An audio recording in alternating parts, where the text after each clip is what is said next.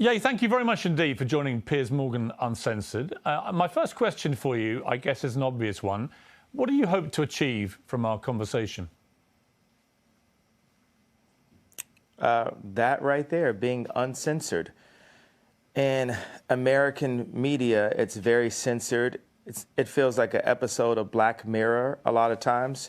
So I've put myself across the line, the point of no return, saying, hey, I know they're going to say whatever they want about me. When I bring up the truth, they're going to say, you didn't get enough sleep. It's because of your health. They're going to call me names for my truth. But these experiences that I'm telling you about are factually things that I've went through and things that I refuse to keep going through and things that I'm not going to let my children go through and things that I'm not going to let my peers go through. No pun intended. Well, look, we are most certainly uncensored on this show, and I want to give you the time and the platform to really explain yourself, because I think that sometimes sound bites about people, perhaps taken out of context sometimes, can create a very distorted view of what a person really thinks. What do you think, looking back over the last few weeks in particular, what do you think have been the biggest misconceptions about you? Well, I think there's a left agenda to silence anyone that goes against the agenda. Let's go back to Trump running for office back in 2015. Everyone that was around me in my industry, in the entertainment industry, told me that my life would be over. I would be on the wrong side of history. I've even had threats to my life for wearing the Trump hat. And it even ended up in, destroying my family and also making it where I have to raise my children differently because I actually am a person that's classified as Black. I classify myself as Jew, but a person that's classified that had been given that title in America as Black, in America, that I'm supposed to stay in a block of a vote. You never heard the term white vote. So why is there a term Black vote? How is that okay? It sounds just as racist as a Black drinking fountain. And my dad, called me. He said, the thing that the left fear about Ye or makes me the most dangerous is I'm rich. And that's the point. Tupac told me back in the days, you had to get your money right and then you go to war. So I'm going to war. I don't have endless resources. I only have honestly only maybe $120 million in my account. But what I'm not going to let happen is I'm not going to let my kids take over Yeezy someday and have a boardroom telling them what to do and talking behind their back. I'm not going to let that happen to my children. So I have to fight right now. And the other powerful icons in Black music, when they were at the top of the game, they didn't fight at that point. They were too afraid of losing whatever they had. So by the time they wanted to make a difference, by the time Bill Cosby wanted to buy NBC, he didn't have the Cosby Show at that time to be able to stand up when they wanted to literally throw him in jail, where they actually did throw him in jail. So people have to understand just the bravery. There's so many people everywhere. I know everyone can relate to being afraid to say what you're going to feel because you feel like you're going to lose something. So whether you agree with me or not, I believe people are going to feel the fact that someone is brave enough to say something. Every day I do 5 things that people have been historically killed for. Every day. And it's just, I want to prove, first of all, I am Jew also. The 12 lost tribes of Hebrew. Do the math. Do your research on it. We have got our culture ripped from us and then told we were just simply void of color, which is another definition for Black. But if we knew we were a culture and knew we were a people, the way the Jewish people know, then we wouldn't abort ourselves. We wouldn't shoot each other dead in the streets and then rap about it. We wouldn't brag about, having sex with each other's wives. We would keep our families together and we would do business together. The most dangerous place for a black person in America is actually in our mother's stomachs, because 50% of black deaths a year in America is abortion currently. I mean, I can keep going, but I want to make it, hey, boom, ask me questions, let's go. I don't want to jump in too much, because here's what I honestly think. I think you have an extraordinary mind. You have a number of extraordinary talents. You're a musical genius. You're a fascinating public figure. What has been interesting to me is to watch the furore which has erupted in the last few weeks over a series of statements that you've made, which have caused, as you know, a lot of offence. And I guess before I get into them, I'm just curious as to whether you think there is a line for free speech. Listen, I completely agree with you that there is a war against free speech, that people are treading on eggshells all the time, terrified of expressing honestly held opinions in case they get cancelled. I think we're living in a really insidious era where liberals are behaving like fascists. So on that, you have absolutely my agreement. But my question for you is, do you believe there are limits to free speech? And if they are, what are they? There are no limits to free speech. It's all context, right? Tarantino can write a movie about slavery where actually him and Jamie, they got the idea from me, because the idea for Django, I pitched to Jamie Foxx and Quentin Tarantino as the video for Gold Digger. And then Tarantino turned it into a film. But in that film, he puts a context, he creates a context where Leonardo DiCaprio is allowed to use the word multiple times within that context. So Hollywood's job is to frame things, and they allow what context, what content is accepted and what's not. We have our thoughts. Everyone has thoughts and ideas, and then people try to manipulate your thoughts and ideas. In order for humanity to move forward, we have to be free to think and then to actualize. I like the word actualize better than execute. If you think about execute's a negative word, actualize to be more positive, except for the fact that it has the word act in it, and everyone's an actor, especially in Hollywood.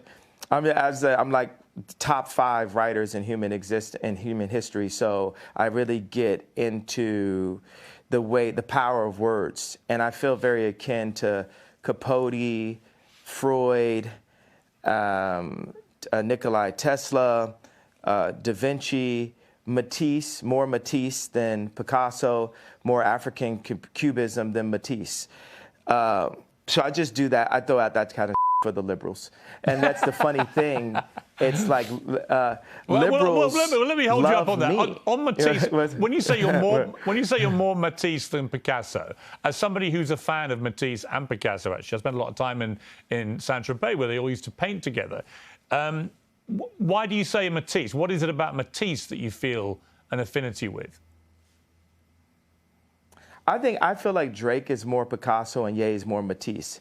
When we talked about, when me and Drake went to do the show last year for prison reform and to bring awareness to the incarceration of Larry Hoover, I sent him articles about the relationship of Matisse and Picasso and the need for these people. You need to have that. I need to go into the bar and go to Starbucks. That's a form of a modern day bar, right? And just hear Drake's song playing back to back. And Drake needs to go into that same Starbucks just in a different city and see people wearing Yeezys. And it puts us both back into the studio. And, God sets up these almost similar characters, these doppelgangers.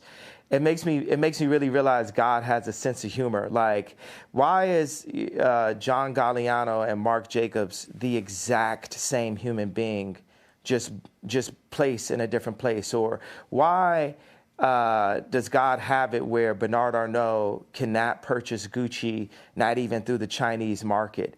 God does this to remind us that we are not God. Because when you take people like Elon Musk and Bernard Arnault and Trump or Jack Ma, Putin, you take these people in their own space, in their own environments, you know, we can start to feel like gods on earth, but we are nothing in comparison to God. And we are here actually to love one another and to collaborate and to make the world a better place. There's, 1% of the world are placed in power and 99% of the world are the audience.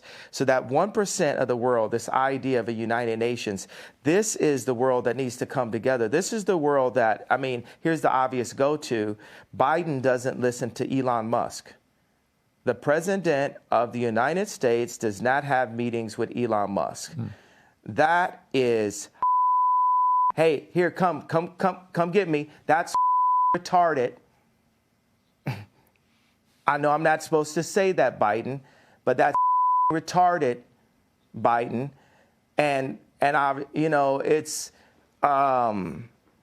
And obviously, because I've been dealing with mental health, all this, I have the right to use whatever words that I like to use. Well, that's interesting.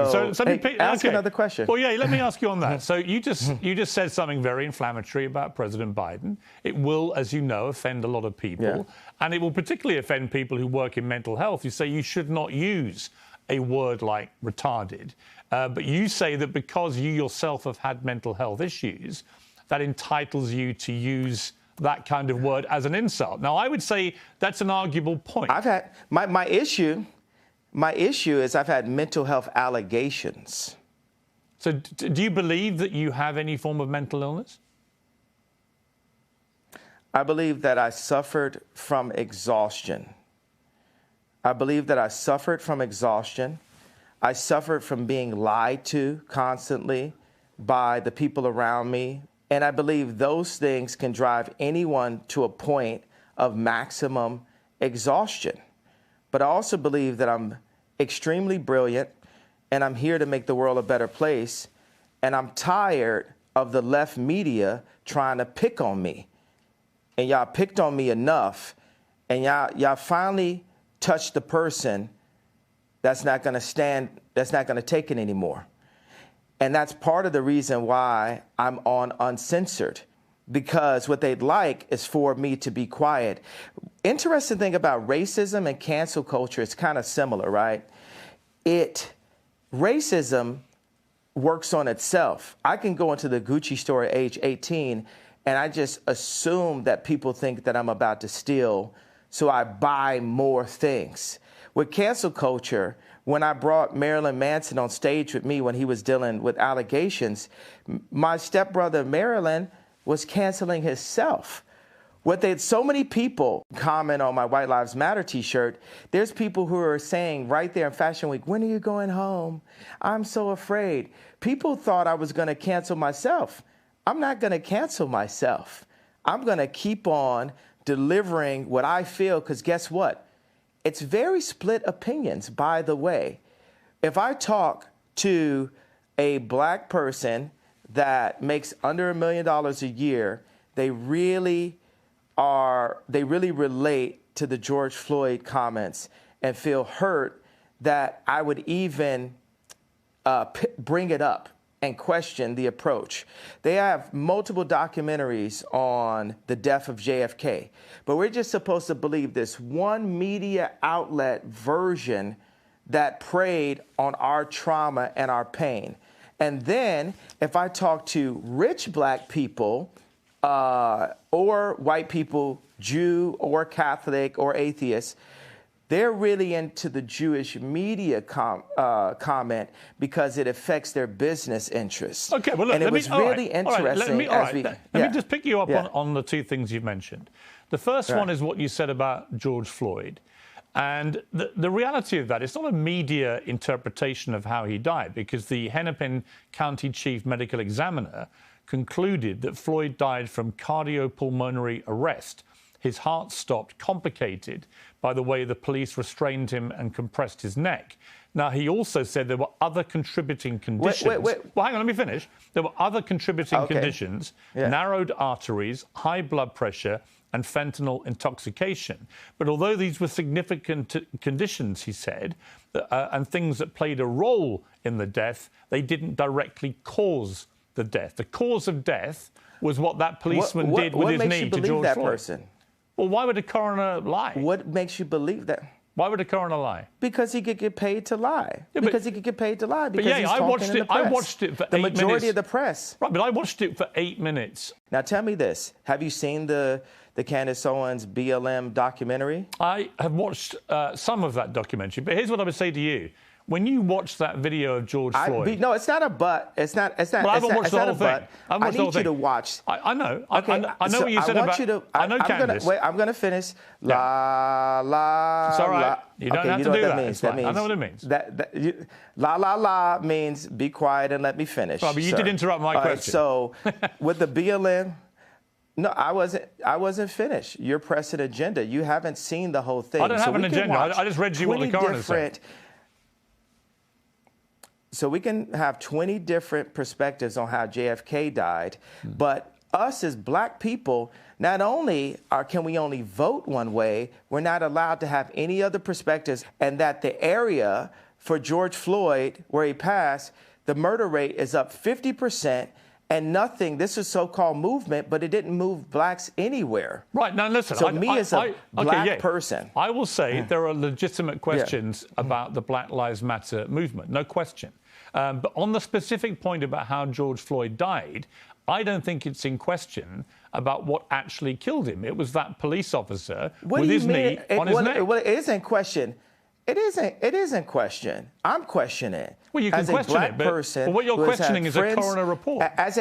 Do you have friends that were killed by police officers? Do you have friends that were locked up? Do you have people aborting half your race?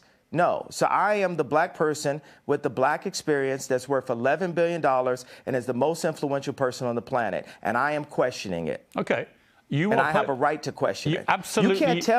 You can't tell me with your accent that me as an American Jew black person that I cannot question that death and question the means behind that was put on camera. I'm not saying you to can't traumatize. I'm not finished. La la la la means let me finish. Okay. I'm not finished talking. So I cannot see, because you distract my thoughts and then you try to make me look like a crazy person and you feel you have the right to cut me off. And I've proven you guys don't want it with me.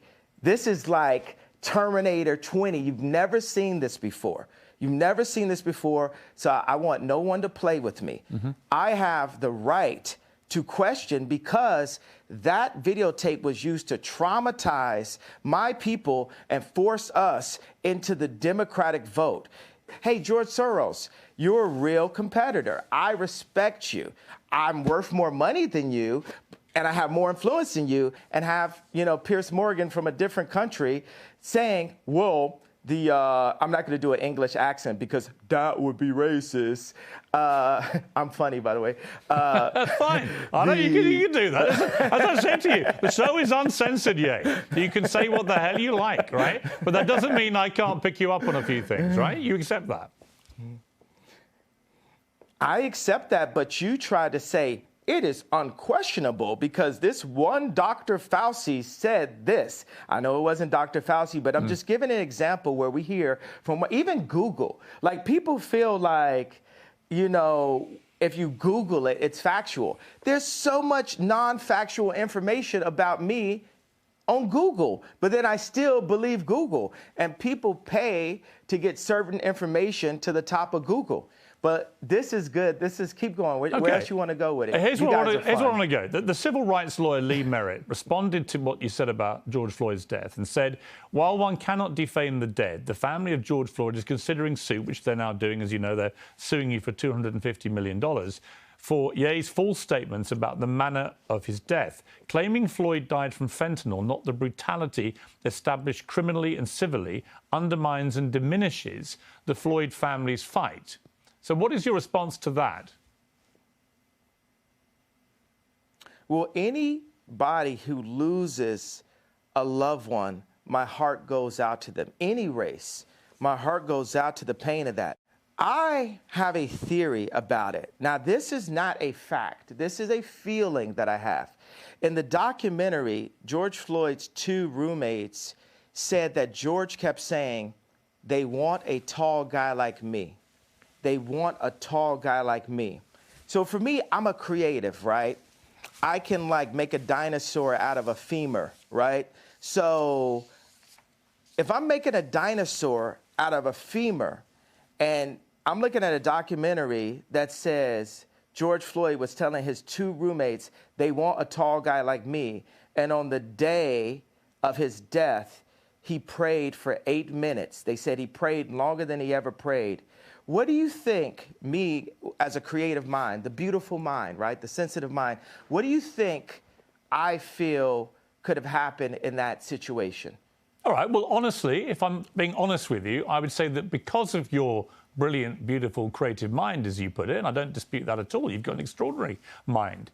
And I can see that in the way that you conduct interviews. You go off on very long tangents, but they're sort of fascinating. I find it fascinating to listen to you. I'm not saying you don't have a right to question. Sort of, quite. Yeah. These are like Capote-level fascinating tangents. No, they're not. They're not. I'm just saying it's the way you conduct yourself, and I think that's very interesting. What do you mean? Or not? Why is it? Oh, it's not Capote level. Actually, I think you Capote level. If you would, sort of, if you would like me to compare you to Truman Capote, I am happy to do that. Yay. If you want to be known as the new Capote, okay. I'm with you. Okay. I'm not going to question your talent. Your talent to me is completely unquestionable. Right. When you question that, answer the question about the femur to the dinosaur. No, I'm going to ask you a different question. Situation. I'm just going to ask you this. What? No, you're not. You're gonna. No, I didn't finish my question. Well, hang on. You can't tell me. You answer my question. You can't first. tell me what questions to ask you. You accept that I'm the interviewer. I can't tell you to answer my question. No, I said answer my question. No, I'm interviewing you too. Well, you can't interview me. It's my interview. You're Bono. I'm interviewing you too. See, that's the way we rap. Let me just. You know what I'm saying? No. Let me just put this to you. So no. You're trying to avoid. Hang on. You're trying to avoid. No. La. To put quite a phrase. You're interrupting me now.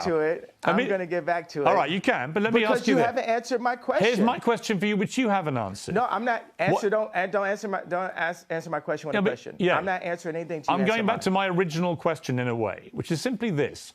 I'm not saying you don't have a right to question how George Floyd died, but given the world watched that horrifying video of that policeman's knee on his neck, and given that is what the coroner said caused his death, albeit he had other underlying conditions, including fentanyl intoxication, when the family see someone like you, who's hugely influential, you're known around the world, questioning how their loved one died, they find that very hurtful, which is why they're now suing you for it. And my question for you is, do you understand the pain that sometimes your comments can cause, like this circumstance with George Floyd's family? Now, I'm going to ask you a question again. With my imagination, when you see in the documentary that George Floyd's two roommates said they want a tall guy like me, they want a tall guy like me, and that he prayed extra long on the day of his passing, where do you think that takes my beautiful mind? I think it can take you to a place where you want to believe something which may not be true.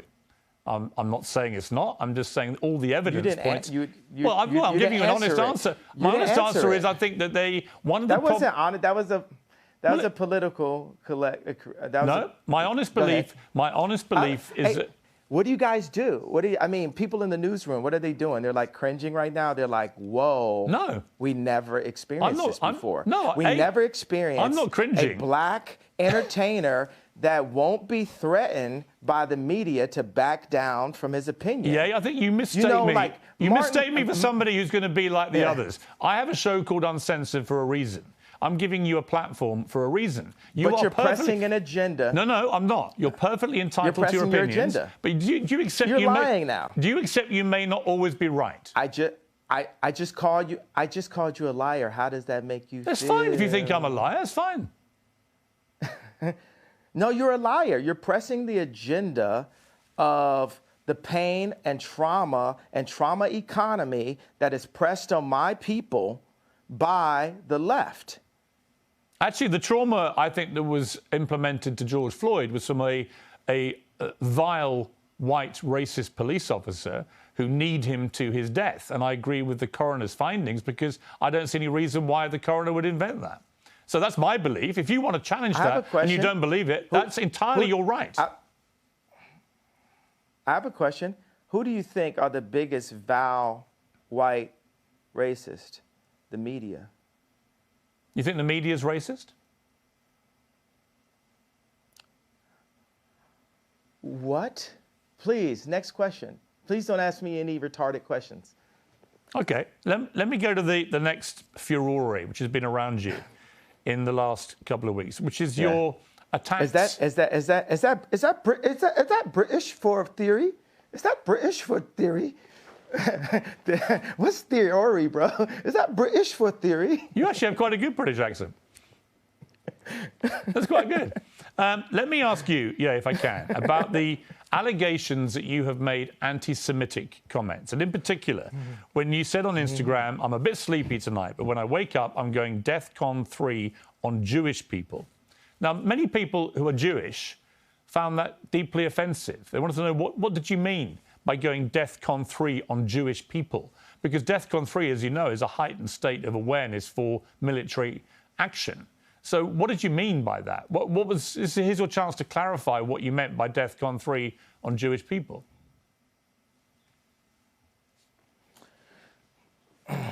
Well, thank you for allowing me to say what I meant due to the fact that I was blocked by Jewish people after I said that. So I wasn't actually allowed to say what I was about to say. But what I was going to say is, I was going to talk about all of the contracts, all of the misdealings that I dealt with as an entertainer. Being that I'm an entertainer, I've been wronged so many times by Jewish businessmen. And the reason why I say people, if a black man is caught in the car with drugs or a gun, and there's 3 other black guys in the car with him, guess what? They're all going to jail. So the reason why I say people is I want those businessmen's wives and fathers, mothers, grandmothers, and kids to ask them, why is Ye so mad at us? Because they're taking money out of my children's mouths and putting it into their children's mouths. I'll give you this parallel and this analogy. If you take, I just talked to Irina Shayk, right? And if you look at a picture of her at age 14, this person is beautiful, like one of the most beautiful people that God has ever created, right? And if any man did her wrong at a young age, she would get to the point where maybe she would actually hate men. You've heard that terminology, right? So I'm at a point where I'm frustrated. I have the right to my anger, and I'm saying that people need to fix it. I'm not going to fix what I feel until what I'm feeling is fixed. Okay, can I respond? You're not just going to shut me up and say... No, I'm not going to shut you up. Can I respond to what you just said? My problem with what you've said, I'll be straight with you, is that if I, as a white man, posted tomorrow on my Instagram, I'm a bit sleepy tonight, but when I wake up, I'm going DEFCON 3 on black people, what would you think? Jew. No, if I said black people, what would you think? If that was what I posted? Well, did you accept that black people... You accepted that black people are Jew? Or I'll come to that in a moment. On the specific, though, if I simply said, in other words, all black people was the implication of what I said, I would get rightly cancelled. I would get rightly vilified and abused. You, I suspect, would be outraged by a white person saying such a thing, because you wouldn't make any distinction about whether I was talking about certain black business people I'd fallen out with or whatever. You would think I was judging an entire populace by the colour of their skin. You are, by saying Jewish people, on Jewish people, you're not saying Jewish businessmen, accountants, whatever, that you've had a problem with. You're basically saying in that statement, all Jewish people, which is why it caused such offence. And I'm curious whether you, even as you wrote those words, understood what Jewish people actually would feel when you said that and didn't make any specific references to any individuals. maybe they would feel how all my people have felt. Maybe they would feel the pain of when a black artist looks up and they've completely been raped by 5 Jewish businessmen. And there's multiple accounts. Why does the fact that they're Jewish have anything to do with it? Maybe they would feel like that. But why would you say it again? It just so happens they are. Well, okay, but why categorize them according to their religious faith, their ethnicity? Why would you do that? Why can't you just describe them as business people that you've dealt with? That's fine, but what you're doing by saying Jewish people, these constant tirades, against Jewish people, many people find why that... Are you calling it a tirade? That sounds like you have it... I think it's a tirade. Where's the tirade? That was a tweet. It was a tweet. It's not just a tweet, and you asked me to explain it. And have you felt my pain yet? You haven't felt my pain. You don't want to feel my pain. Oh, no, hang you don't on. hold You don't hold accountability to my pain. You're being a Karen. I'm talking about. I'm not a Karen to the pain. I'm not a Karen, and I'm not going to cancel you, and I'm not going to uncensor you. I'm simply going to challenge you on what you're saying. I think you don't understand the pain that you've been causing with some of these comments, and I think that one in particular, I can understand. Oh my God. God forbid, one comment could cause people to feel any of the pain that my people have went through for years. Even like the blacks being ushered to the left during the civil rights movement. No one has cared about black people. All right. No one is. Let me say, I agree that the racism against black people has been utterly deplorable, shameful, unacceptable. And thank God the world is beginning to move to a better place about the way it has treated black people like you. However, one form of racism doesn't justify... it's almost in a better place. Well, one form of racism doesn't justify another. It's not a better place. I'm not cutting you off. I'm finishing my sentence so you can respond. One form of racism... It is racism when you say I'm going DEFCON for Jewish people. That's racism. No, it's not. It is. I thought you had a platform where I could explain how I felt. You don't care about how I feel. You just want to shut me up. You don't want me to say out loud what my people have been going through. I do. Or do you? I do. I'm very happy to do that. So what have my people have been going through? What led me to that point? My point is... What led me, a person, a successful, influential, extremely attractive person to get to that point? I am not doubting for a moment that you will feel genuine pain about the racism against you and other black people in America. Not for 1 second would I deny that. Racism by who? Well, by anybody. I think any form of racism is wrong. Any form of racism is wrong. I didn't say DEFCON on anybody though. You said DEFCON 3 on Jewish people, specifically Jewish people. You didn't say any particular Jewish person. You said basically all of them. That is racism, And I think if you were honest with yourself, given the fallout from this, you would think again about how you phrased that sentence. Because actually, you didn't mean all Jewish people. Given the fallout. Do you care about the hurt you caused Jewish people? What fallout? Well, you were removed from social media. Wait a second. You're not allowing me to talk, Chris. You're not allowing me to talk, Chris. Oh, I thought it was the same person. He's American. I'm British.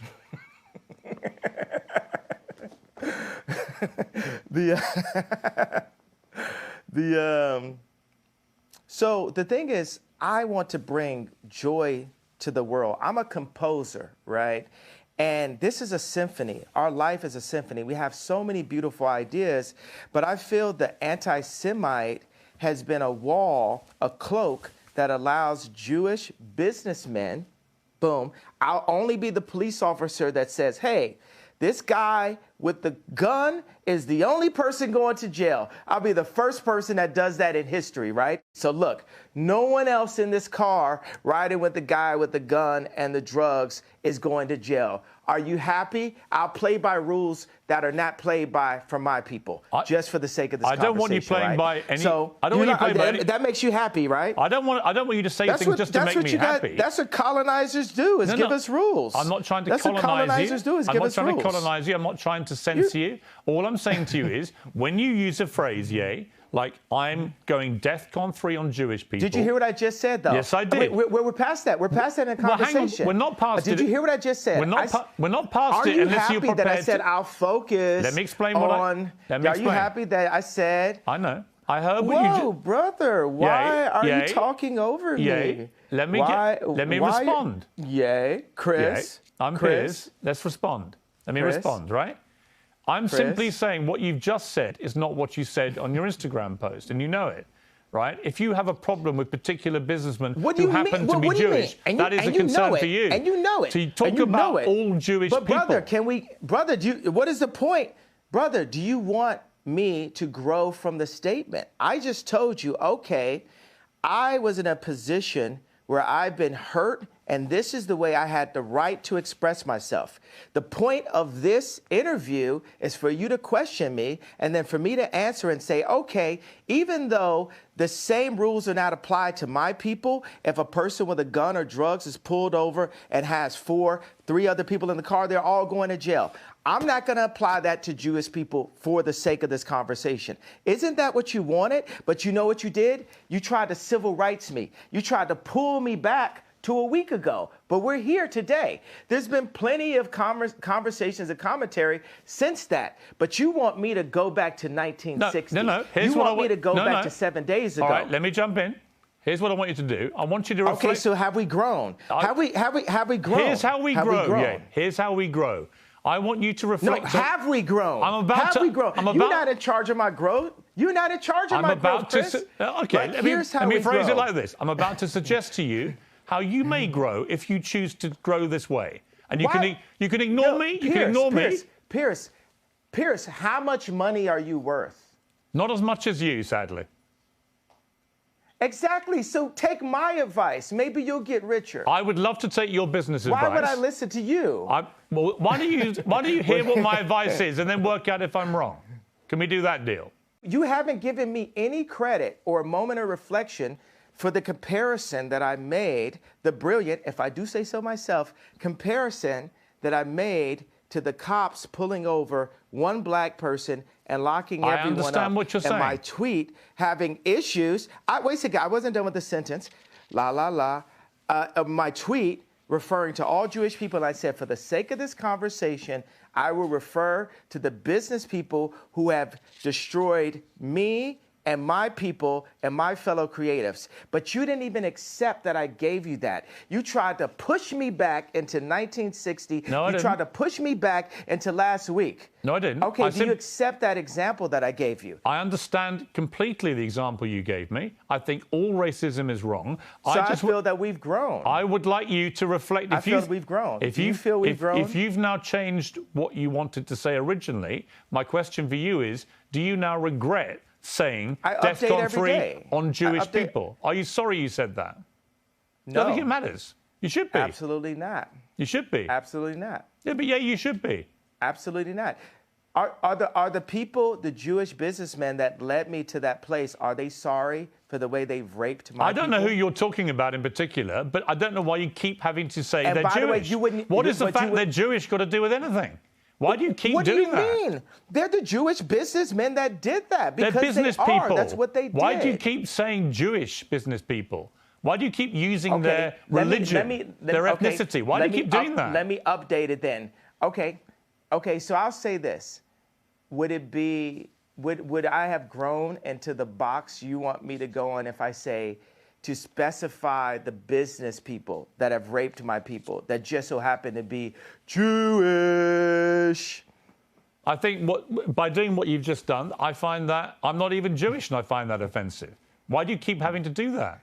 I don't think you get it at all. I don't think you understand the offence you're causing when you keep using their religious background, their ethnicity, as, So as a stick to beat them with. Why would you do that? So what are you more concerned about?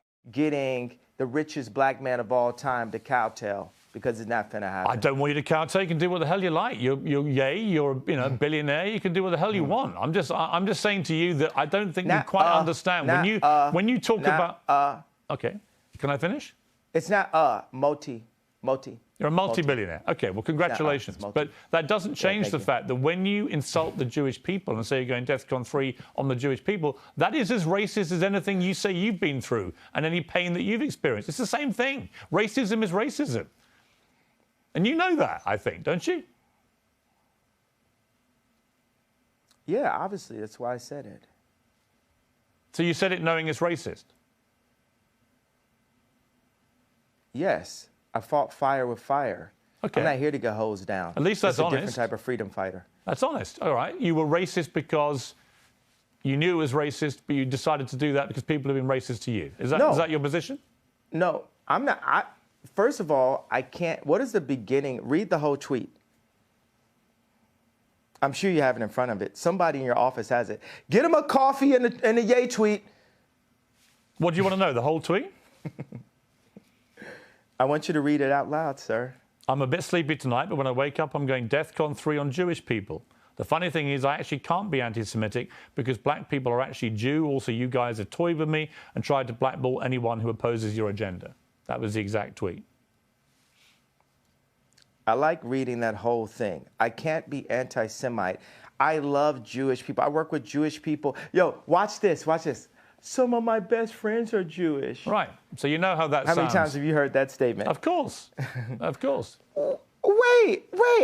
Have we ever heard that term before? But the funny thing is, they are. I work with Dove Charney that got kicked out of his company, out of American Apparel. I work with this guy every day. He's like my twin. He's one of my favorite people in the planet. And we work through that and we talk through it. And he says, "Yay, why are you so mad?" And I'm like, this is why I'm mad. This contract right here, what's going to happen before I'm done, we're going to open up all of the music industry contracts, all of the publishing deals, all of the athlete deals, all of the acting deals, all of the mortgages, all of the deals. But that's fine. But yeah, that's all fine. Business people who we went at. That's all fine. You can do all. But of it course has you to can start do that. somewhere. Of course you can do all that. And when you do that, it has to start somewhere. I hope you won't be judged as a black business person doing it all the time. That people don't phrase it all the time by the color of your skin, but by your business acumen. Isn't that what you would like? Isn't that what equality actually means? Of course I'll be judged by that, because when people come into power, people get judged. You know what I'm saying? Like, there's nobody that gets judged more than a straight white male. The straight white male has the least amount of a platform to even speak. A straight white male can't say, "My wife hurt me today," because people will say, "Well, you're hurting women." A straight white male can't say, "Hey, a black employee didn't come in to work on time," because then people will say, "You're racist." A straight white male can't speak on a homosexual person because they'll say you're homophobic. And so I empathize with the position of the straight white male. And part of the reason why I empathize with that position is because I know that I'm headed to that position. And what position that is? Top power position. Okay. That's the top power position where you get all the rocks thrown. And that's the thing. I have friends, right, that will actually that's the reason why I'm going to be a good leader someday, because I'm really empathetic.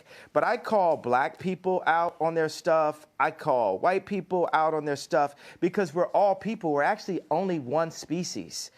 And in order to, whether it's my friends texting me like, "Bro, you got to get in the gym. You're looking chubby in the photo." It's like we have to hold each other accountable to what's actually happening. And it's so much is based on you did that tweet wrong.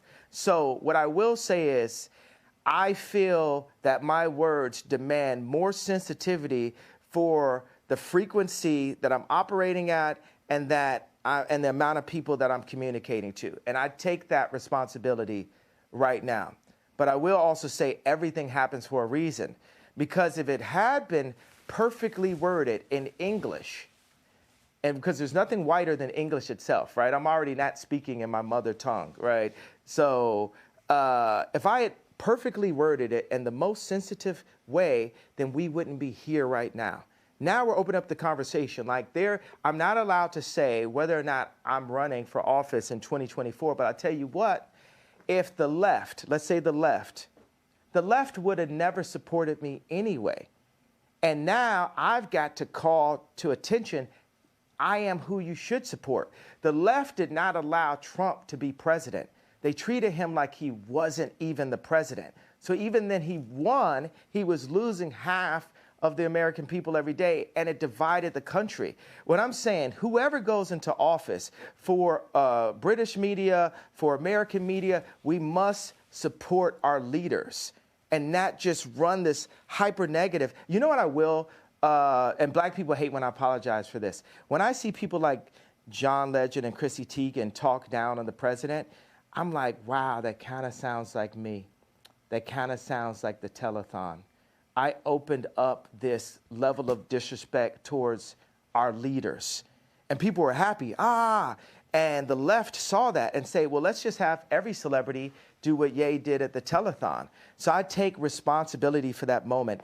And you know what? I just want to give every Jewish person a big hug. Also, I'm envious of the Jewish people. I'm envious of how they don't abort their children.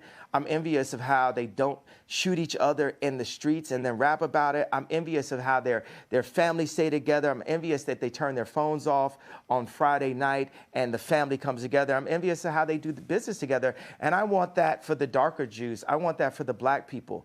I want that. We need that. God said we should remove the word want, right? Okay. We're going to have that. Okay. And this is the beginning of it. But it seems to me, and correct me if I'm wrong, but it seems to me that you are acknowledging, as you've just acknowledged that it was wrong to say what you said about President Bush when he said he doesn't care about black people, and that may have encouraged all this disrespect towards presidents since. I think it's an interesting point you made.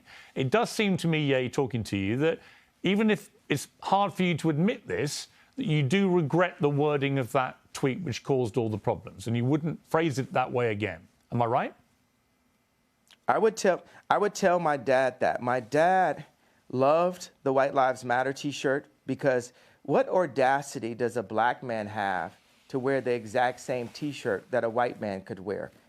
You know, and my dad was a Black Panther. I mean, we have a water purification center.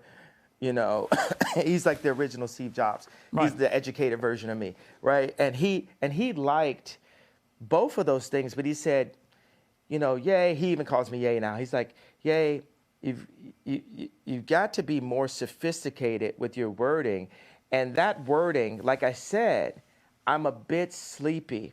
And it lacked the sophistication needed to be the true conductor that I am. Because it's the conductor's job to bring people together. And that was divisive, right, which is not who I want to be. Right. So so I'll tell you that. I'm not looking. And also, let me put out right now. So it sounds like you agree with me. Do you agree with me then? I want to talk. Okay, let me say that I'm just thinking right now what's on my heart is the idea for people who do actually have severe mental health issues. You know, the word retarded. For, you know, there's parents that have children who actually are mentally ill, and that word is really offensive, right, to those people. So why use it? And just because I was feeling it's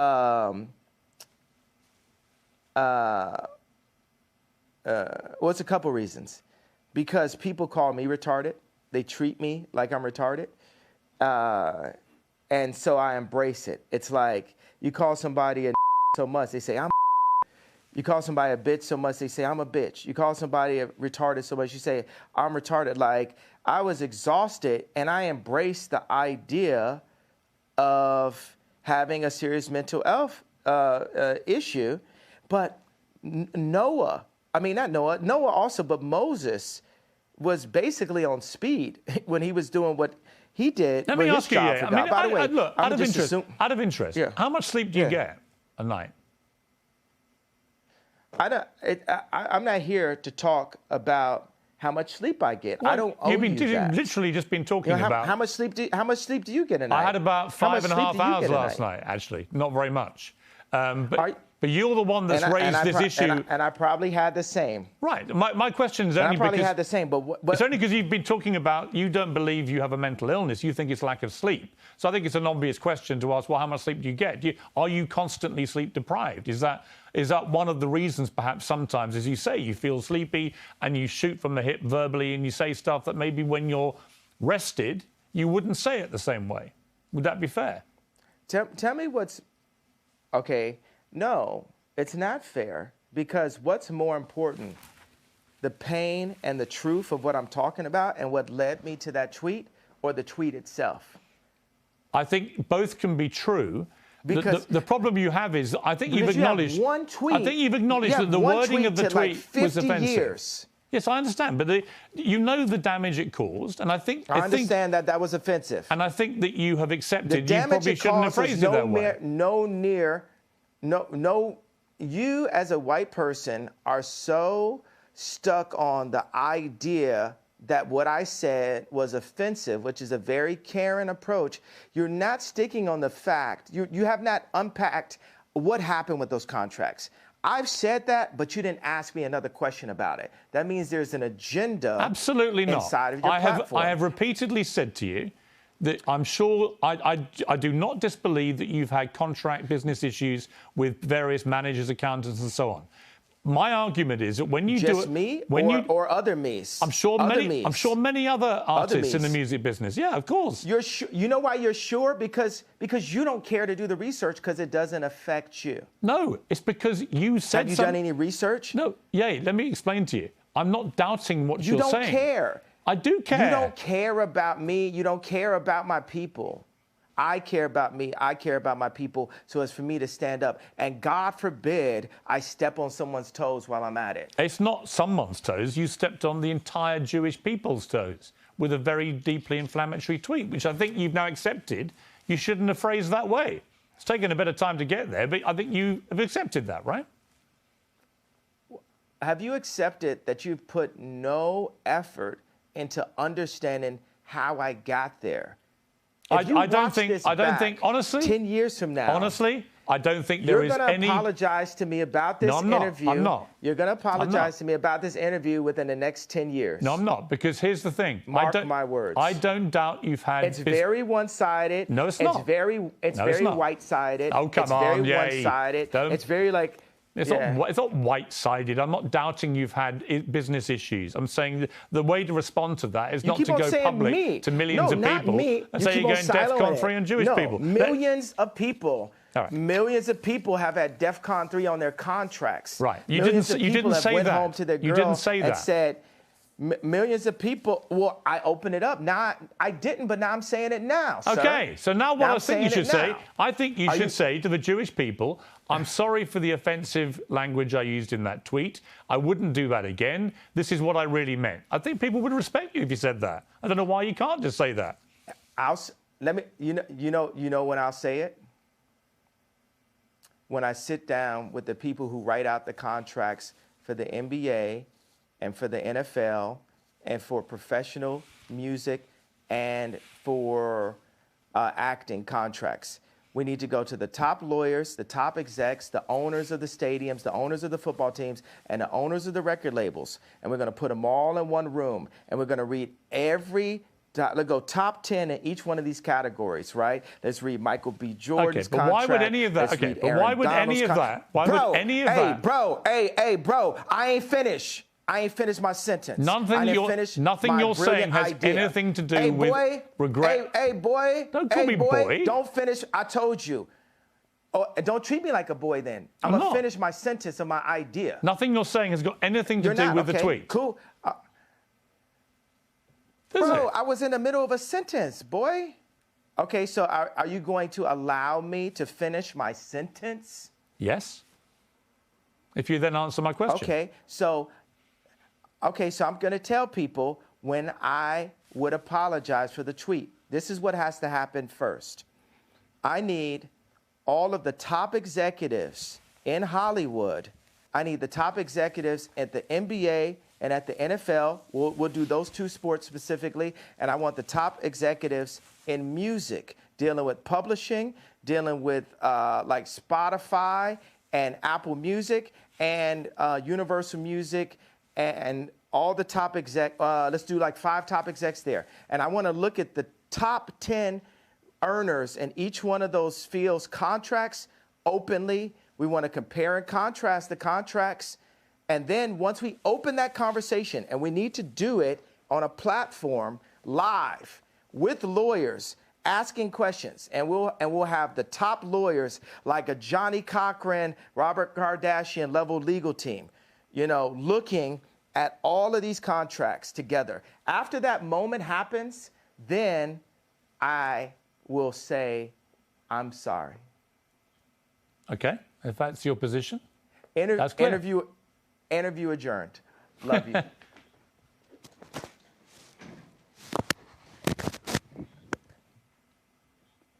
Okay, that's the end of the interview. I mean, I just get the feeling from you that you're obviously a complex character, brilliant in many ways, fascinating, like I say, compelling. You have a huge appeal to millions of people around the world. It just seems to me that occasionally your mouth gets you into trouble, and that perhaps on reflection, sometimes you look back and wish you hadn't said things. Is that accurate? Nah, not really. Because the things I say are on behalf of God. Like, it's not always godly because I'm a man, but God is definitely using me. You're Catholic faith? I am, What's yes. your background? I am What's your Catholic. religious? Catholic, yeah. Well, we're working for God here. And it's just like with black people now with entertainment, we're coming into wealth, but all the other, black people with anywhere near my amount of wealth would never cross the lines of, taboos inside of the media that I would, that actually we used to in rap. All these words, we used to say these, so it's all these like words that are being removed from our vocabulary, words that evoke emotion. Don't you feel like the salt is being taken out of our food? Look at Dune. The people who control the salt controlled all the money. And people are trying to control the salt, and it's salt in our language. That's why I will not apologize for having a bit of salt in my words. I will say, hey, this can be improved on, but it's like, hey, look, I'm an update. You're looking at the God's iPhone 100. We are God's iPhone, right? If you think about it, we're his favorite creation. We were made in his image, and we need updates. And society, capitalism, media, and thought police have been stopping us from our updates. We have to have a thought, and then we have to actualize it. I like the word actualize better than execute, because execute's a negative word. We discussed this. We have to actualize. There's so many, think about, for a homosexual kid, age 12 at school, not wanting to say out loud how he felt, or feeling like if he said how he felt, he would get bullied. Or what if he said how he felt, and then somebody said, you said the way you felt and what your experience was in the wrong way. Now you need to apologize. We're fine that you felt that way, but you need to apologize for the way you said it. But just having the courage to do it in the first place would be, that's the thing that needs to be given credit. Like, yeah, you know what? We'll say in these past 2 weeks, I made a big splash. Because the first time you dive in the deep end, you're not going to look like an Olympic swimmer. But we're going to have to learn how to swim. And I've dived in the deep end. Okay. I think I understand what you're saying. Let me ask you about your family. Yeah, lots of speculation, of course, constantly. If you understand what I'm saying, could you translate what I'm saying? Yes. I want you to translate what I said. I know what... And then let's move on to the next question. Okay. Let me attempt to translate. What did I mean by that? I think what she meant was that you are not afraid to ruffle feathers. You're not afraid to cause trouble where you feel it's justified. You're not afraid to call people out who you think deserve to be called out. But that occasionally you've expressed yourself in a way that perhaps hasn't quite hit the right mark, and that you are work in progress, as indeed we all are, and that you could phrase things better, which would cause less offence to a wider number of people, when in fact the target of your anger may be much more specific. That would be my interpretation of what you've just said. Yeah. Do you think that we can move forward as a civilization without there being any offense? Because one person's truth can be the other person's lie. I think it entirely depends. You know, it's like, I think it entirely depends. Honestly, look, part of me wants to say yes to that, but I do think there is a line, and we should all be mindful of the line. And the line to me is, I don't think any form of racism or perceived racism should ever be tolerated. I don't think that is free speech. It's just hate speech. And I think one of the problems with what you said about the Jewish people was the more generic way that you phrased that sentence. People didn't understand you were talking about specific business people you'd had a problem with. They thought you genuinely meant you were going DEFCON 3 on all Jewish people. And they took that to be a blatant form of anti-Semitism. I think you've explained in this interview that was not your intention at all, which is good. But I think if you're asking me to interpret what you've just said yourself, that would be my interpretation. That, you know, you're work in progress, and sometimes you say stuff I didn't just which explain. doesn't quite get over what you're really meaning. But what I really mean is, I don't want it to be settled. I don't want to be forgiven by Jewish people until we get to what the problem really is. I don't want, you know, like Elon, he got on Twitter, he said, I talked to Ye, he took it to heart. And I liked my boy standing up for me, but I was like, but the fight isn't done though. Everybody, white media, left media, they just want to squash the fight. They want to keep the pain of George Floyd going, right? But they don't want the pain of our representatives. What did Elon Musk say to you about the tweet, out of interest?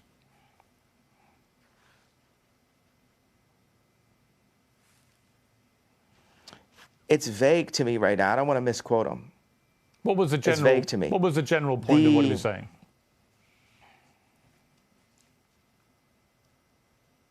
It's vague to me. It's truly vague to me. I'm an honest person. I tell you what it was. What I keep on saying, it's just always about this tweet. It's so much more. If you look back at this interview, and it's like a direction arrow, it's more in the direction of fixing the statement than fixing the problem. I think both and things, that's my problem. I understand, but I would say to that I think they're two different things, and you can fix both actually. And I accept that part of what you were trying to do and the point you were trying to make, I completely understand it because you've explained it in more detail. On Elon Musk, there is a suggestion that when he gets control of Twitter, which seems likely now, that he will bring you back, he'll bring Donald Trump back. Do you think that would be right? It'll be lit. Do you think it's wrong that you and Trump have been banned from these platforms? Absolutely. I was talking to Trump a couple days ago, and he was like, I'm not going to do his voice, right? But he was saying, I had 277 million followers, and the next day I had nothing. And that related to, Mark Zuckerberg, Meta. Mark Zuckerberg thinks he is the government. These tech companies feel they're more powerful than the U.S. government, to the point of actually kicking the actual president of the United States off of an American social media platform. This is the world we live in. And I would say, I agree with you, and I'll tell you why. I think it's completely inconsistent that companies like Facebook and Twitter allow people like the Ayatollah of Iran, for example, to remain on the platform, or Taliban people to be on the platform, but they don't allow an American president. That seems to me completely ludicrous. Yes, and this is part of the 100-year plan that they have books on about China's takeover of America after losing the Industrial Revolution. Now, let's talk about business people. We won't refer to their race. And by the way, I'll tell you, as a Jew person, a person that has a lot of Jewish friends, it's not a race, it's a people. Right. And every Jewish homeboy I know is going to be like, yo, yeah, that's right. So, but it's hard to attract, it's hard to influence patriotism on capitalists. And it's a responsibility for us as Americans to retake our power in media, to retake our power in our schools, to retake our power in our farms, to retake our power in our medicine, in our hospitals, to revitalize the country, because America invented rock and roll at the end of the day. We have the inventions. America created Apple. You understand? Like, we created the platforms that the world runs on now, and we've allowed the business people in these companies to sell us, and whatever the term is, sell them in a handbag, whatever it is, for cheap. And Americans are God-fearing, for the most part, God-fearing Christian people, and we're not cheap, and we can't be sold for cheap. And we're here to stand up and say, you got to honor who we are, our families. You got to honor our God, Jesus Christ. So, next subject. Can I ask you something? Let me ask you something else. Yeah, I want to ask you about your family. Yeah. Because you mentioned families there. A lot of stuff has been written about you and your family. A lot of it fueled by you, by Kim, by others. Where are things now with your family? What is your relationship like with Kim, with your kids?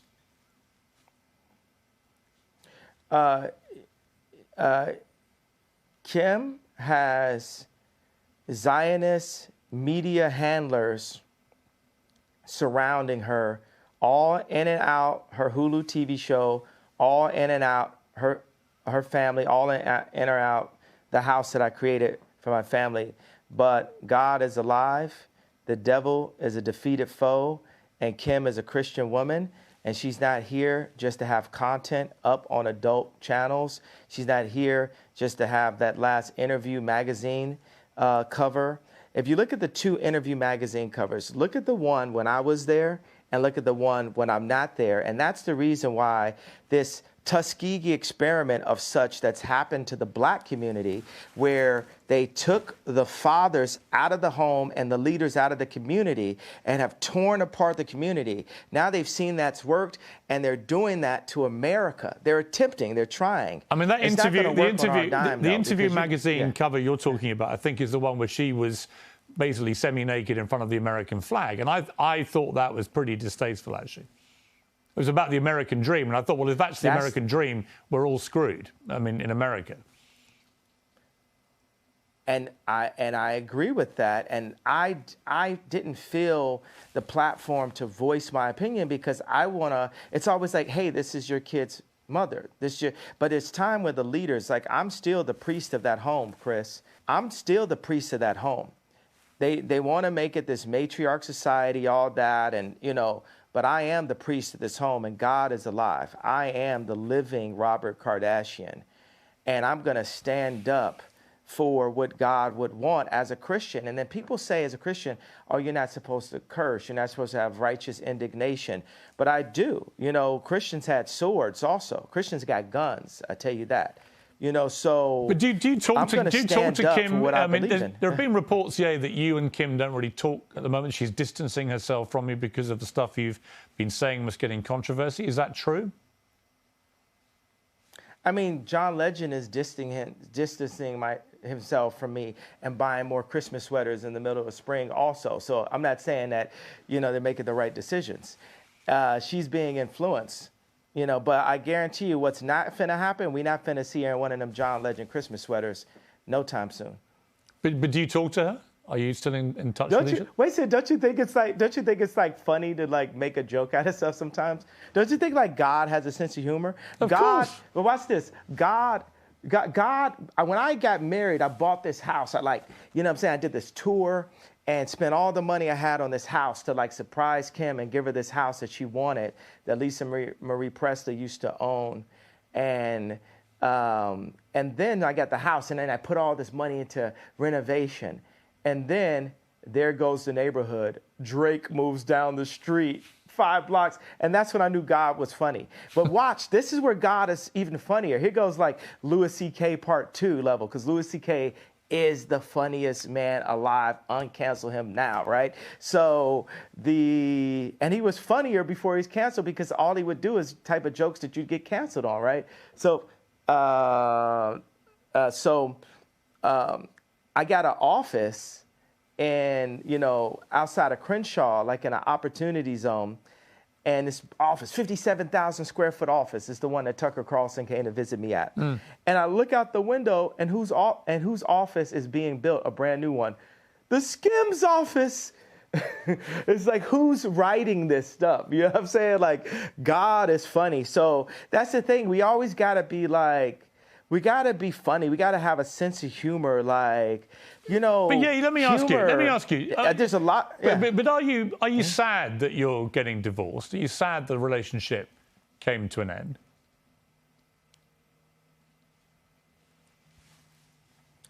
That happened 2 years. We got the divorce 2 years.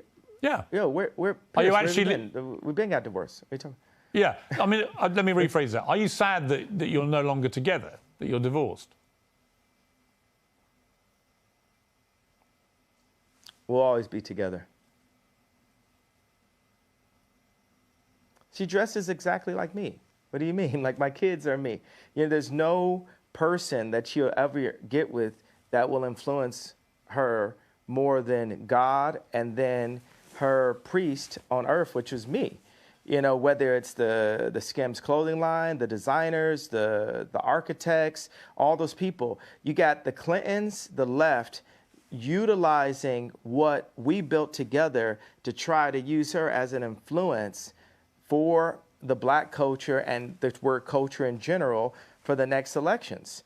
They need those 300 million followers from Kylie and Kim on their side going into their election, as they push trauma culture to the black people again, as they claim any of my questions of business dealings to be anti-Semitic comments, and push, Kim to, as a billionaire mother of a lawyer and a mother of 4 Jew black children, to do covers like Interview.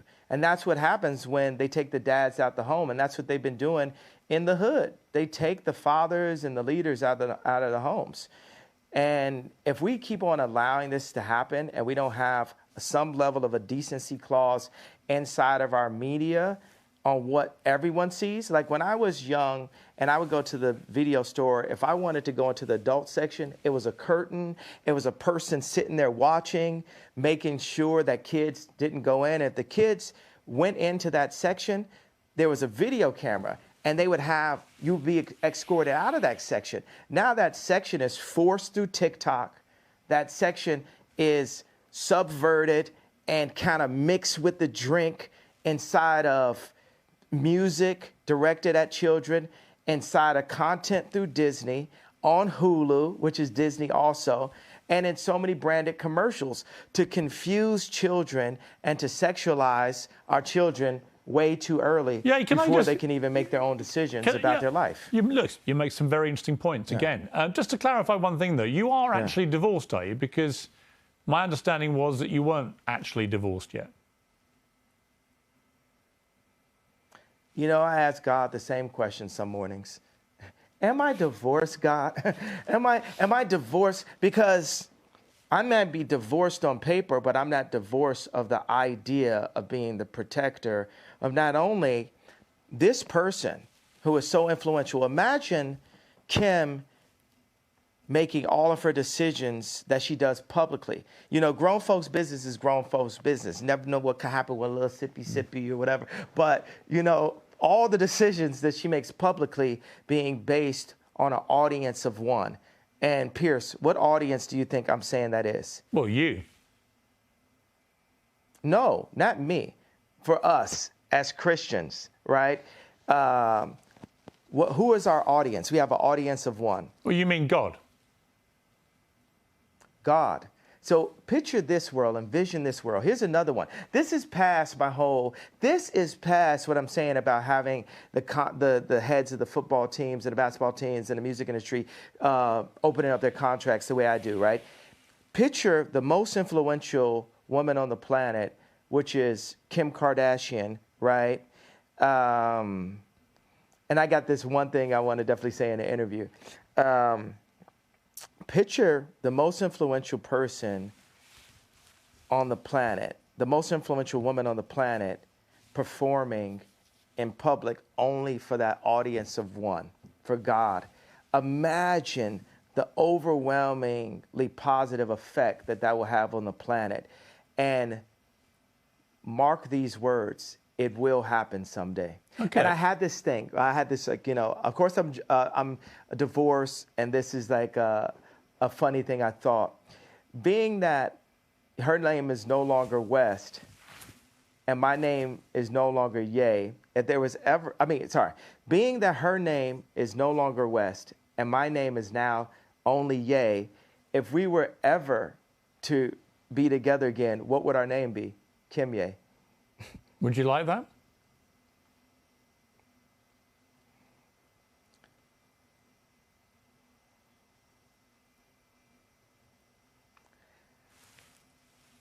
Everything is up to God, and God has proven to me many times that it's not about what I want or what I would like.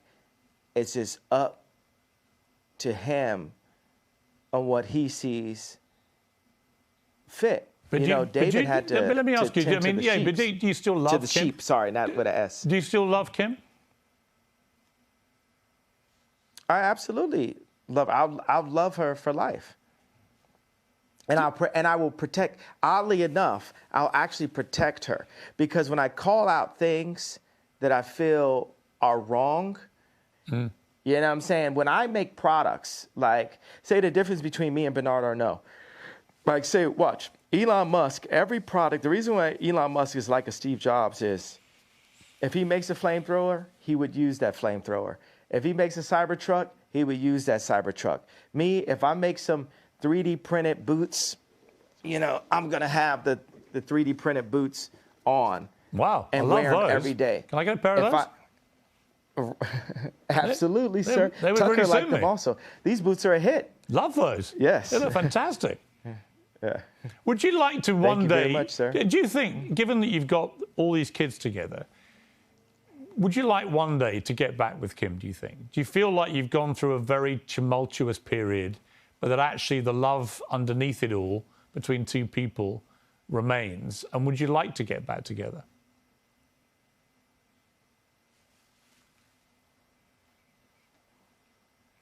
Those thirst traps still be fire. Is that Do a you yes? understand what I said? Do you understand that language I right think so. there? I think so. You better explain it to me.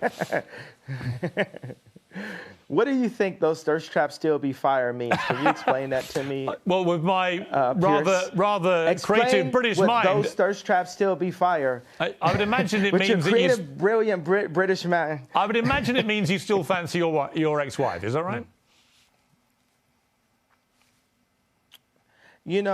I would prefer to not be put on this. I would prefer to not be put on the spot on these kind of questions. What I could say is, God is alive, and He places people. He placed David in. God had David tend to the sheep, knowing that one day He would prepare him to fight Goliath. Mm-hmm. So I believe that day of me fighting Goliath has been this past 2 weeks. The media is Goliath. And there would be no chance of having a civilization or a civil democracy in America without me challenging the media 2 years out from the election. Because this thing that I'm challenging may be setting myself up to one day be able to be president, or it's maybe for the other president. But regardless, we have to have some decency in America as the thought leaders in the content that we put out. But and that's how but on God that point, is on that using point, me yeah, now. on that point, Yeah. you keep talking about the media as if somehow it's the media that's created all this furore in the last 2 weeks. But you have said other things which, in my opinion, the media couldn't ignore. You know, you suggested in your interview with Tucker Carlson that Gap, for example, the clothing wear company, had prior knowledge of the Uvalde shooting, which is obviously completely insane. Why would you say that? And then why would you be surprised if the media then react to it? They're bound to. What I'm saying is that was worded, that might have been worded in a way that the media could take in the wrong way. But I thought it was really interesting the amount of people at Gap. We had a release that was happening, and the amount of people at Gap that were rallying around this as a media moment, if they didn't know about that, where there's theories, you can't say that the theories about 9/11 are completely insane.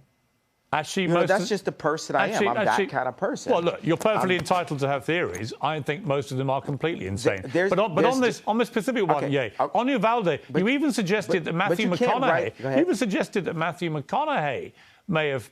It was all a bit weird that he was speaking so early about it, when in fact he came from Uvalde and spoke very passionately after this atrocity. So I think people read these comments and are like, "What are you talking about?" No, okay, so I'm not, what I'm saying is I definitely feel there was a major media push around that to create trauma and fear culture, because the amount of people, and this is not to be in any way, I care about people who have passed away and have lost loved ones. 20 kids were shot dead in a classroom. Okay. 20 children were shot dead at school. So let me explain. No one in the media is putting any sort of trauma into that. That is the trauma. Okay, Piers, how often does that happen in my hometown? Well, the 20 kids are killed in school in one mass shooting. As far as I'm aware, it's never happened in your hometown, has it? Yeah, it does. Not in one mass shooting. Are killed in Chicago. I didn't finish. Okay. Let's not do this again. Okay.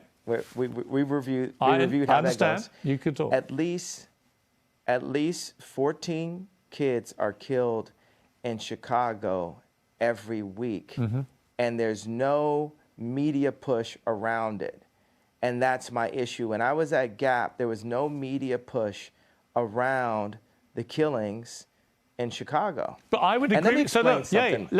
I agree with you. I completely agree. My youngest son has recently been at the University of Chicago for a year, and there were 2 students shot in that time. I completely agree that there is never enough attention given to all the slaughter from gun violence in Chicago. Completely agree with you. What I can't agree with is any suggestion by you that anyone at Gap or Matthew McConaughey or anybody else had any prior knowledge of what happened at Uvalde. Of course they didn't. What I'm saying is, I'm not saying they did, but with the amount of attention that went, understand, I was jealous, once again. You feel me? I'm jealous that so much attention went in this direction, but doesn't go into the direction of Chicago when then the same amount of people. That's what you should say. I'm not finished. Yeah, but it comes down to the way you phrase these things. Bro, hey, I just said it. Yes. Like I just said, you're not always going to say the things the right way, but at least I have the bravery to open the conversation. Your first sentence isn't your last sentence. My first rap that I told wasn't my last rap that I told. And now that's the whole point. It's said. Once it's said, accept that it was said. I am the iPhone 20, right? I'm growing. I'm a hybrid. I'm updating. Okay. I'm constantly updating, and that's what we're supposed to do. You can't drag me back, because you enjoy that, right? When you bring it up, I'm saying, hey, this is what I'm saying. I felt, this. Think about this. Have you ever heard the term premeditated murder? Yes. I feel I feel like the George Floyd was a premeditated murder. That's my feeling based off of, and we never got to that in the beginning, but that's my feeling based off of the information I saw in the documentary. I think it was a premeditated murder a in the sense that premeditated I agree, but not for the reason you think. I think it was premeditated in the sense that that policeman didn't give a damn about George Floyd's life, stuck his knee on his neck for 8 minutes and killed him. So but I know we don't agree about that. I don't want to go back over that. I want to ask you. I want to ask you, about something different. I think the policeman was involved with it too, but not in the way that you think about it. Right. I think he was involved in a different way. I think we'll have to. I think he was also part. I think he was also part of the setup. Okay. Look, we're not going to agree about that, but he's been moved. He's been moved. He's been moved. And I need you to watch the documentary, and we could talk offline and then talk online again. Okay. Because what's not fair is for a white martyr like JFK to be analyzed 100 different ways, but then for a black martyr like George Floyd, for us to only accept the one way. That's like us only accepting the one way for the black vote. Like I said we have the opportunity to look at it different ways. Like I said to you, you are completely entitled to challenge anything, frankly. And I'm equally entitled to come back at you and say what I think. That's what a democracy is about. Let me ask you before it's I want to ask you one thing about your... But look, no, I got... Okay. I don't want to keep going back to that same issue. The disparagement right there. Yeah. But look at the disparagement, because I still had an idea. I don't like the word point. I had an idea that you didn't embrace right there. The martyr, JFK, we analyzed his death 100 different ways, right? But with George Floyd, he died that way. And then it's white people telling super brilliant, successful black people, you have the right. It's literally like on some Black Lives Matter, like your life matters, like, oh, your idea matters. But then shut up and we're not going to go back to it. No, we're going to unfold it. I need you to watch that documentary, and I want us to talk line by line. I want to do, because look, I think that we're a good conversation. And now within the next 2 years, we need to talk a lot of times, right? I would love to do that. This kind of thing. Honestly, we should unpack. Listen, let me say to you, I've wanted to interview you for years. Yeah. I genuinely mean it when I say I think you're one of the most brilliant, talented people that I've seen in the public sphere. And you have a lot of fascinating ideas, and you're incredibly creative, and you're completely entitled to your views. But I'm entitled to mine, and I think we've had some really interesting exchanges, actually. I want to just talk to you quickly before we finish about your kids and about you as a father. What kind of kids do you want them to be? What kind of values do you want to instill in your children? I want my kids to finish their education. I know that my album was called The College Dropout, but when I look at the way, just like you said, your kids are in the University of Chicago, we need the education. That's another thing to be jealous about. The Muslims have the Quran, right? And Jewish people also have their holy books, but they have the education. And once we have the education, and we have the strong black minds, we need to pull them together. There hasn't been end-to-end black-owned communities since Black Wall Street or since the gentrification of Harlem. Like I have this tech company called STEM, right, that had the most successful launch in tech history with 80,000 STEM players as far as a first launch, right? We sold 80,000 STEM players back in February, and we went off the Apple platform, and now we're coming with the next generation that has a projector in it, and it's coming with 4,096 movies. I did that because my Amiga computer had 4,096 colors when I was in 7th grade. And also you can download films without having to use an Apple product. So I called this guy, and we're working on finishing up elements of the deal. And he's using emotional bullying, and like his shoulders are down, you could tell on the call. And he says, well, because of your comments, we're not going to be able to hire people. It's the people that we need. And I said, well, how many people do we have working for us? He said 60, and we have 40 part-time. I said, well, how many Jewish people do we have? He said, well, I don't know. We have some. And I said, well, do we have black people working for it? He said, yeah. I said, how many? He said, 2. And I said, you're telling me we can't find 60 black engineers? Well, yeah. And see, that's where that comment that got me into so much trouble forced me to look at myself as the richest black man since Mansa Musa, right, with multiple tech companies. And where am I kicking the tires inside of my own company to ensure that I'm hiring my people? Because Chinese people hire Chinese people, and Jewish people hire Jewish people, and Catholics hire Catholics, right? But with blacks, we'll give our company to Bernard Arnault. We'll give our company to Mark Zuckerberg. We'll give our company away.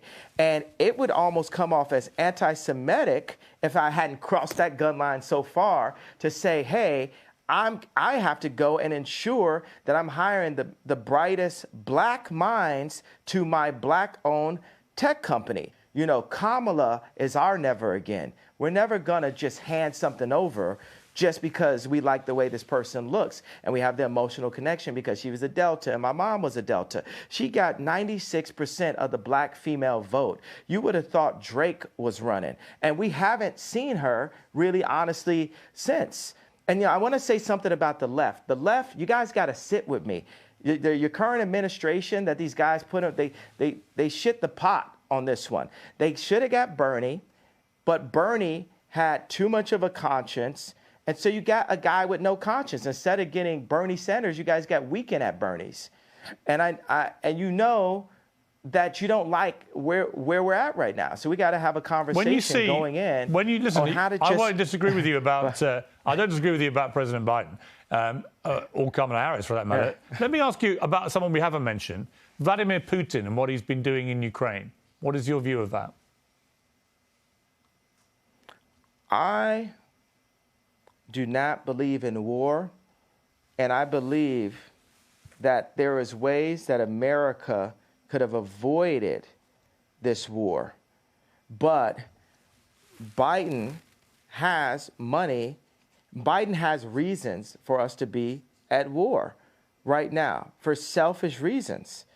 And what I would like to do, without giving you too much information, I would like to speak with my political advisors to give you the exact information. I'm not going to, hey, watch this one, Piers. I'm not going to shoot from the hip on this one, especially talking about war and things as sensitive as Ukraine and the Russian war. No, we already got that the RETARD comment earlier that maybe we could work on that I feel like is going to be massively offensive, and I really do. Now that one, I do apologize to people that I offended earlier in the interview on that comment. Maybe we could look at scrubbing that if we deem. Well, actually, like to. I would say this: it's an uncensored interview. You said something which you've now wished you hadn't said, and you've apologized. I actually think that says a lot about you. Right? That shows you've got that ability to be self-aware, to understand when you cross a line. I think someone like you, with all your energy and creativity and your passion, you're going to say stuff.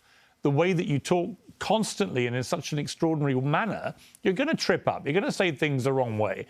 I don't think there's anything wrong in when you do that, doing what you just did and saying, look, I'm sorry, I crossed a line, I apologize. It's actually quite empowering. You know what I think? You know what I think I'll go ahead and do? I feel that I've given the platform, and I think by holding the idea of an apology hostage is not godlike. Correct. I feel like we have to free. Yeah, and I think that's the point that you've been making. And because we sat down and had this conversation, I will say I'm sorry for the people that I hurt with the DEFCON, the confusion that I call. I feel like I cause hurt and confusion. And I'm sorry for the families of the people that had nothing to do with the trauma that I had been through, and that I use my platform where you say hurt people. And I was hurt. I was frustrated. I was frustrated that Gap hadn't opened stores. I was frustrated that I spent time with a gentleman who I love him, his wife, his kids, David Simon, and to open stores, and then he called Bob Martin at Gap and said, I'm not going to open the stores.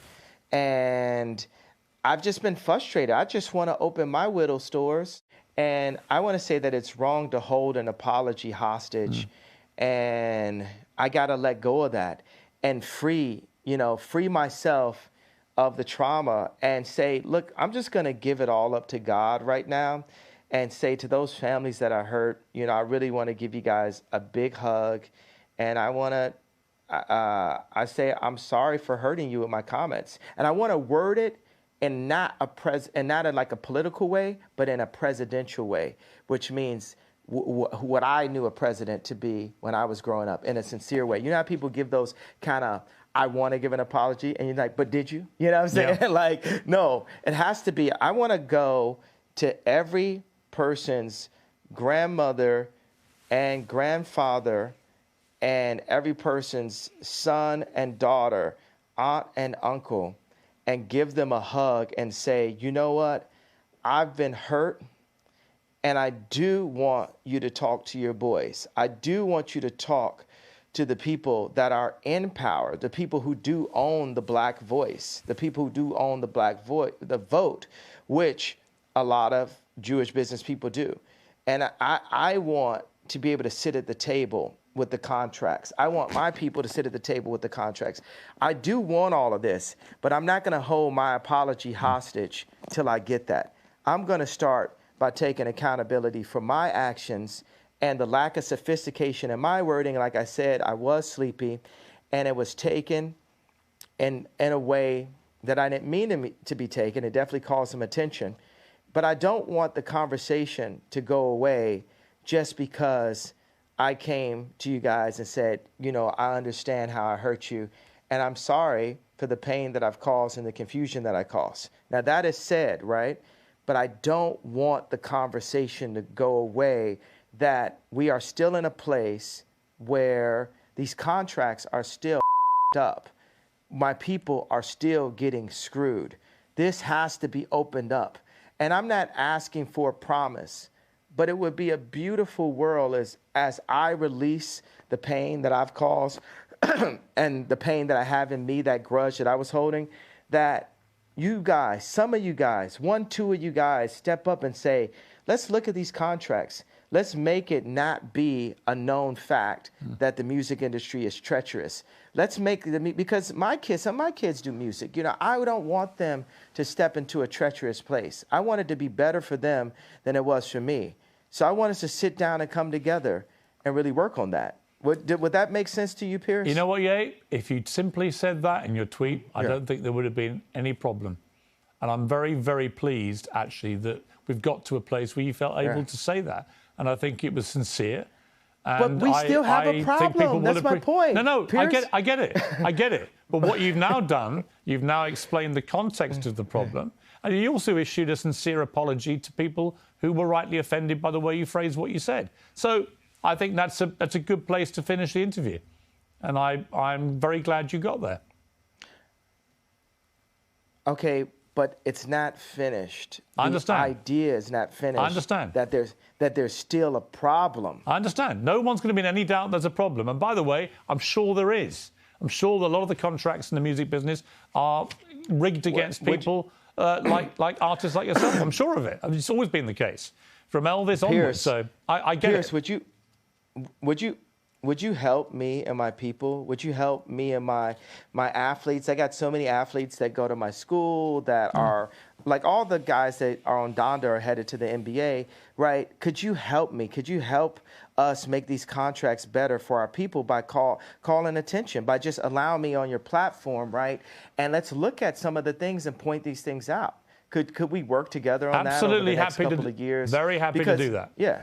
Very happy to do that. I think we should talk more often. All right. It's taken a long time to get here. I've thoroughly enjoyed our conversation. It's been 2 hours. It's been free rolling. It's been occasionally challenging. But we've got to a place where I think is a good place. And I've really enjoyed it. So thank you very much indeed, Ye, for sparing me the time. Yeah. You know I'm going to feel like I lost my stone I was holding. Yeah. Yeah. But I had to give it up to God. You know what I'm saying? Like, Yes. You know, you're gonna be bragging. You're gonna be bragging at dinner tonight, like, yo, I talked to Ye. No one could do it. No one could do it. I did it. And you know, I'm giving you this, and I'm gonna pray that you, as a fellow believer in Christ, will help me to expose all the wrong that's still currently happening to my people, specifically in the entertainment industry, because Honestly, an entertainer. I'm very just happy. To start with. I'm very happy to hold anyone to account who is behaving improperly. Honestly, and I'm absolutely certain that that entertainment business is riddled with people who try it on and exploit people. And I would be very happy to help you to expose that. But for now, I've got to leave it. Ye, we've had 2 hours. It's been remarkable. Thank you very much for your time. Peace.